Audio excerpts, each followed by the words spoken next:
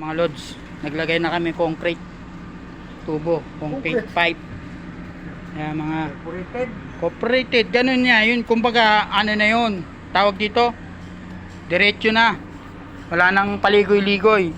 Ayan mga lods nagkabit kami ng cooperated pipe, concrete pipe. Ayan. Ayan mga lods, nakikita nyo po, mahaba yan. Tinigil muna namin po yung paghuhukay, pinatigil kami ni foreman. Kaya ayan muna pinakabit sa amin. Tatabunan pa namin ng graba yan. Wala na tayong uyab, kabit pa kaya? Ayan. Wala bang uyab? Kabit pa kaya? Mahal magpakabit. Ayan mga lods, nakikita nyo. Kaya makikita nyo yung mga ginagawa ng mga construction worker. Dire-diretso lang ang pasok namin ngayon. Ayan. Kita nyo yung mga yan.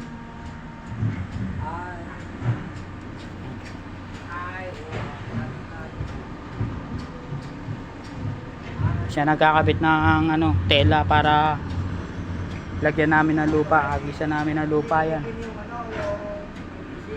Ano? Nandiyan ang damit para hindi lalamigin yung PVC. Oh, ayan daw, lalagyan daw ng damit yung PVC para daw hindi lamigin. Ayan mga lods. Baka Oh, may kasama pang baka.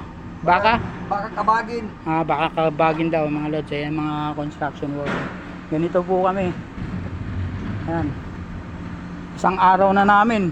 Mababa na natambakan namin agad. Tambak. Tinigil namin yung hukay. Kasi baka magumuho nga naman yung sabi ni foreman. Pag gumuho, yari. Bakit yung mukha ko para? Hukay na naman kami. Bakit yung mukha ko para? Ayan. Ayan mga lods, tignan nyo yung si Tatay Teteng alias ng Teteng. Ayan mga lods.